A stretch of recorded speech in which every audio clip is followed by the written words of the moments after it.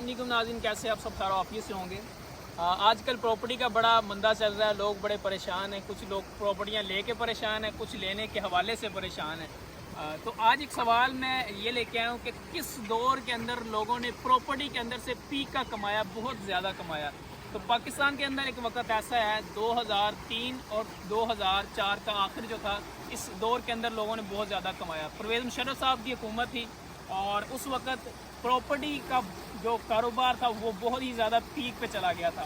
उसकी वजह ये है कि उस वक़्त बैंकों ने अपना इंटरेस्ट रेट जो था, शरह सूद जो थी वो कम कर दी थी। उस वक़्त भी इस वक्त जैसे आप देखते हैं कि बैंक जो है तकरीबन आपको इंटरेस्ट रेट जो देता है वो तकरीबन 16 से 17% आपको दे रहा है। 16 से 17% आपको सूद मिल रहा होता है। और उस वक्त भी ये था कि 16 से 17% सूद मिल रहा था, लेकिन उस वक्त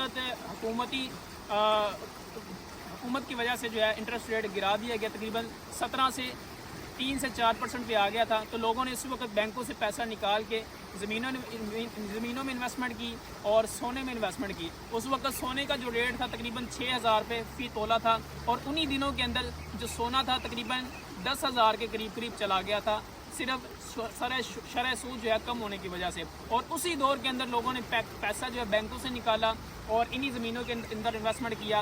बहरिया टाउन ने भी उस वक्त अरूज का कमाया, पीक का कमाया। उस वक्त ये जो आपको सामने फेज 7 नज़र आ रहा है, इसने भी DHA ने बहुत ज़्यादा पैसा कमाया था 2003 और 2004 के अंदर।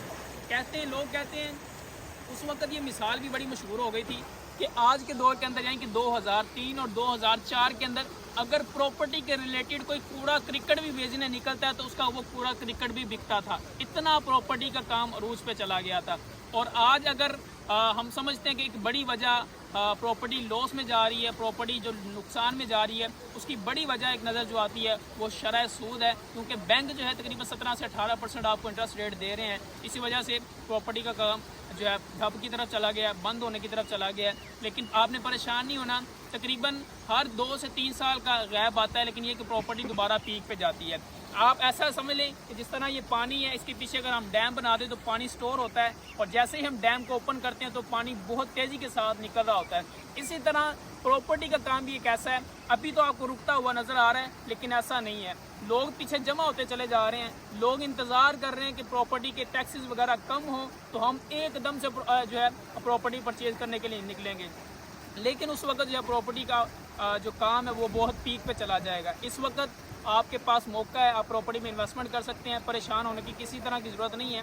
रेट इतने ज़्यादा नहीं टैक्सेस के, अगर आप फाइलन है तो तकरीबन 2 से 3% आप दे के अपना जो है ज़मीन परचेज़ कर सकते हैं, ज़्यादा टैक्स नहीं है। लेकिन ये कि जब कारोबार चलेंगे, प्रॉपर्टी का काम चलेगा, लोग आ रहे होंगे, आप भी लोगों के साथ आएंगे, तो उस वक्त आपको फ़ायदा नहीं होगा। ये वो दौर है कि जिसके अंदर आपको तकरीबन 100 रुपये वाली चीज़ जो है वो आपको 70 से 80 रुपये में मिल जाती है। करोड़ रुपये वाला जो चीज़ है वो आपको तकरीबन 70 से 80 लाख रुपए में मिल जाती है। लेकिन जब प्रॉपर्टी का काम प्रॉपर रवानगी में होगा तो उस वक्त आपको ये चीज़ें जो है इतने रेट में नहीं मिलेंगी। तो इंशाल्लाह उम्मीद है कि ये चीज़ें दोबारा स्टेबल होंगी, प्रॉपर्टी अपनी जगह पे आएगी। क्योंकि याद रखिएगा, पाकिस्तान में 3 चीज़ें, बल्कि पूरी दुनिया का ये रिकॉर्ड है कि 3 चीज़ें कभी भी बंद नहीं हो सकती।